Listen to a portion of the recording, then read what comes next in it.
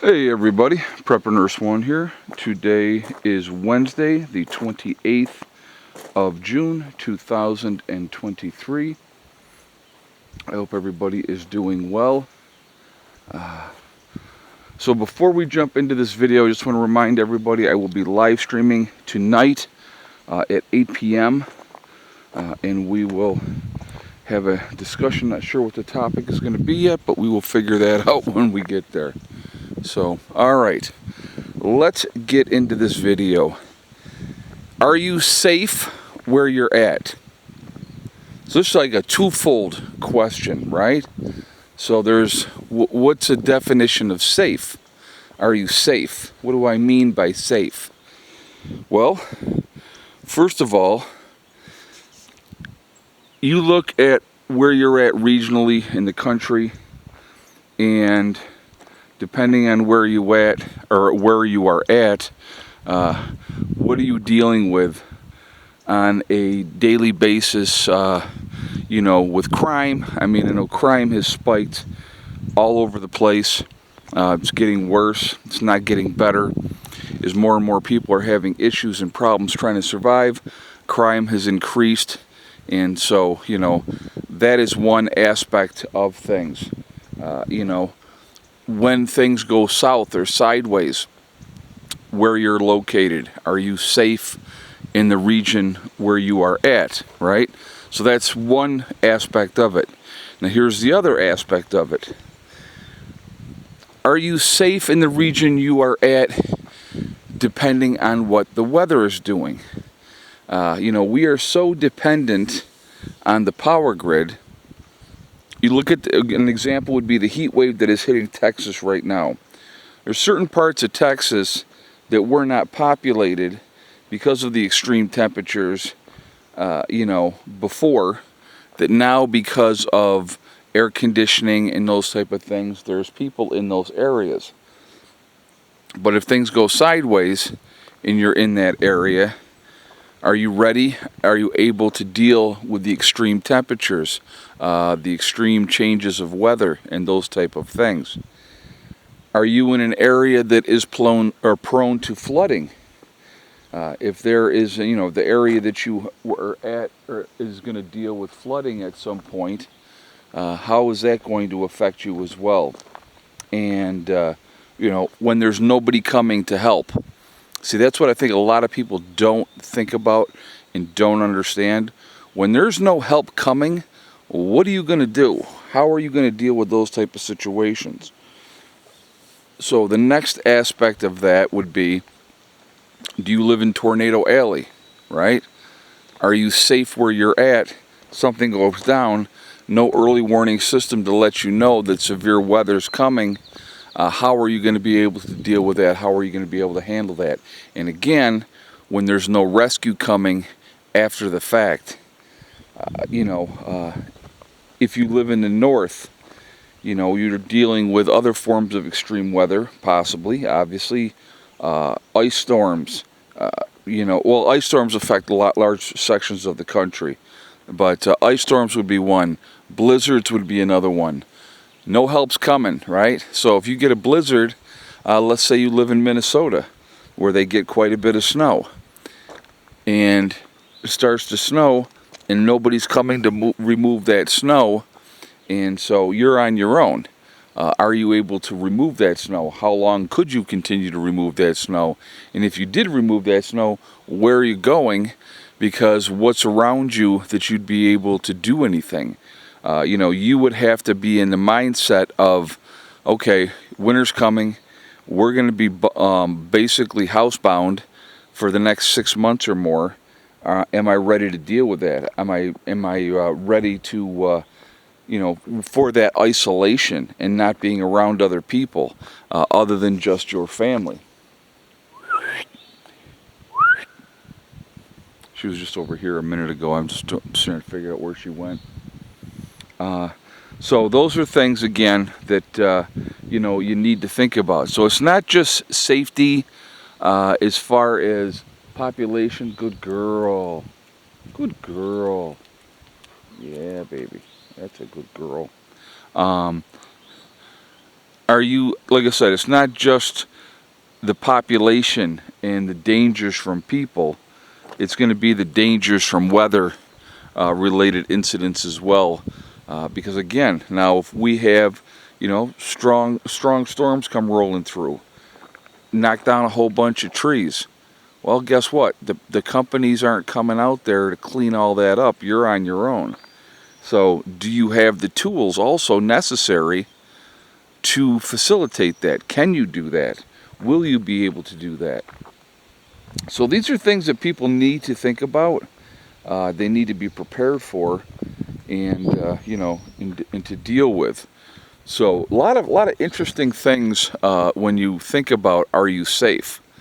And again, it's how prepared are you to deal with whatever situations may come up?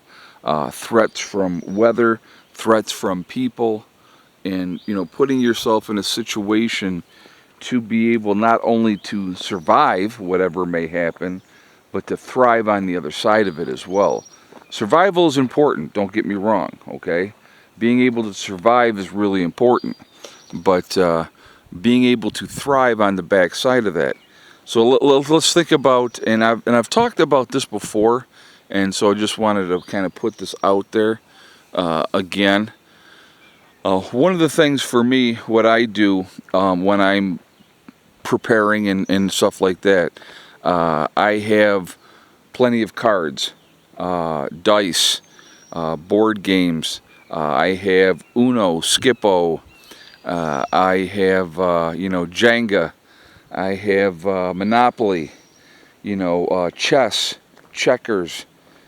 All those type of things. Things that you can do, games that you can play either by yourself or with others. To poker chips.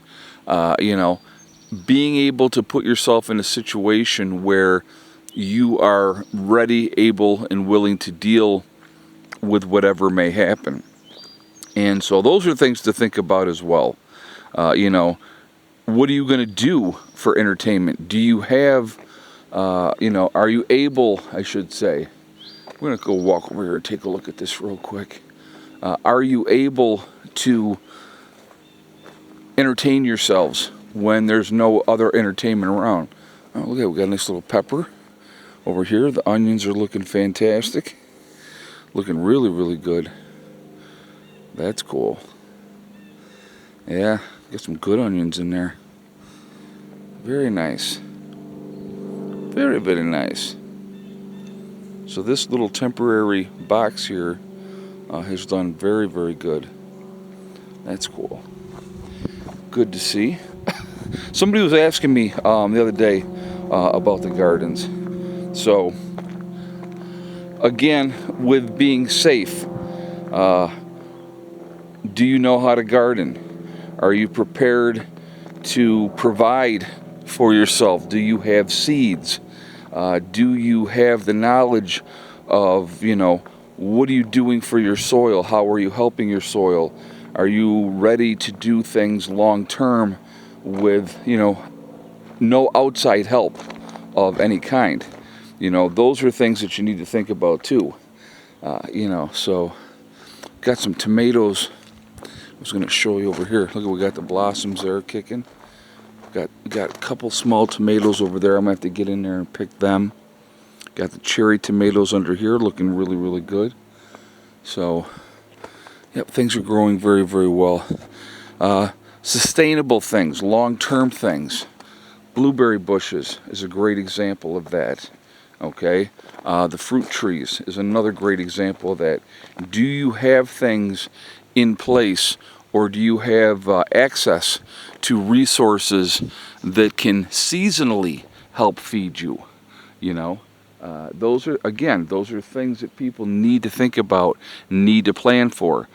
When we were doing what we're doing down here, part of our goal, part of our game plan is looking at long-term renewable sources of food that will be seasonally here, that we'll have year after year after year, and it's going to provide for us, in the long term. And so having the blueberry bushes, having grapes, You know, having the raspberries there that, you know, they'll be ready to go and we'll be able to have food that way.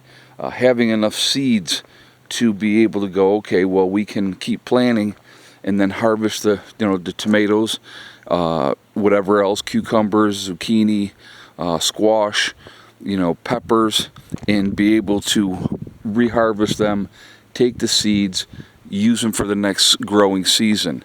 And how many times, like radishes, right? I mean, you don't think about it very much, but when you think about radishes, you can grow radishes quite a bit. Onions you can grow quite a bit.